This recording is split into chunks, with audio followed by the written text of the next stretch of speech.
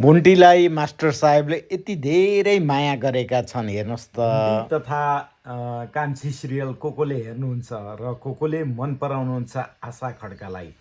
अहिले आशा खड्काले आफ्नो छोरी सार्वजनिक गर्दै यति ठुली भएको फोटो देखाउनु भएको छ, फोटो हेर्नुहोला। साथै अहिले आशा खड्का पनि एकदमै ठुलो अवार्डले सम्मानित हुनुभएको छ। उहाँ अनलाइन खबरले सम्मानित गरेको हो। उहाँ नेपालका प्रतिभाशाली 50जना महिला मध्येबाट उहाँ पनि अहिले सम्मानित भइसक्नु भएको छ।